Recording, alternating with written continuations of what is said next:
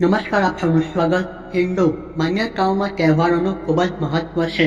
તેમાં ચૈત્ર નવરાત્રિને ખૂબ જ મહત્વપૂર્ણ મનાવવામાં આવે છે. આ વર્ષે ચૈત્ર નવરાત્રિ એપ્રિલ મહિનામાં 9 તારીખથી શરૂ થઈ રહી છે. આ વખતની નવરાત્રિ ખર માસમાંથી પડી રહી છે, માટે તેનું મહત્વ વધી જાય છે.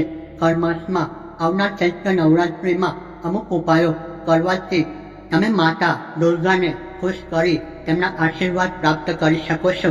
જાણો તે ઉપાયો વિશે. ગ્રહ દોષ શાંત કરવા આ ઉપાય કરો.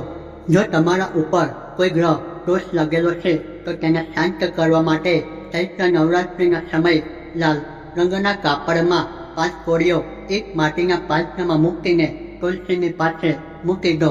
આ બુધ ગ્રહ દોષને શાંત કરી દેશે.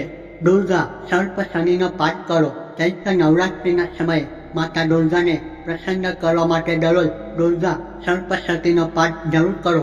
માતા દુર્ગાના શ્લોકનો પાઠ કરવાથી તે તમારા બધા કષ્ટોને દૂર કરી દેશે.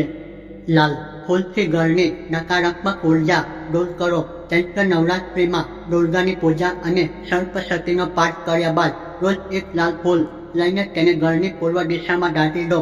9 દિવસ સુધી આમ કરવાથી ઘરમાં હાજર બધા પ્રકારની નકારાત્મકતા નષ્ટ થઈ જશે. માતા દુર્ગાને અર્પિત કરો મોગરો. માતા દુર્ગાને ચડાવવામાં આવતા પુષ્પની વાત કરવામાં આવે તો માતાજીને મોગરો અતિ પ્રિય છે. આ નવરાત્રિમાં તમે માતાને મોગરો અર્પિત કરીને તેમનો ખાસ આશીર્વાદ પ્રાપ્ત કરી શકો છો. તમારા જીવનમાં સુખ સમૃદ્ધિ આવશે. જ્વાળામાં દાટી દો ચાંદીનો સિક્કો. નવરાત્રિ વખતે જે જ્વાળા રોપવામાં આવે છે તેની માટીમાં એક ચાંદીનો સિક્કો દાટી દો. નવરાત્રિમાં 9ના દિવસે તે સિક્કાને નીકાળીને ઘરની તિજોરીમાં મૂકી દો.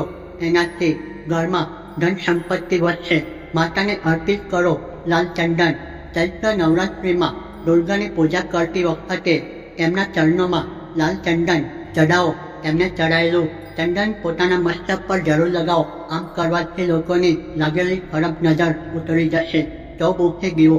એવી માન્યતા છે કે ચૈત્ર નવરાત્રિમાં માતા દુર્ગાની સામે ચૌમુખી દીવો કરવો જોઈએ.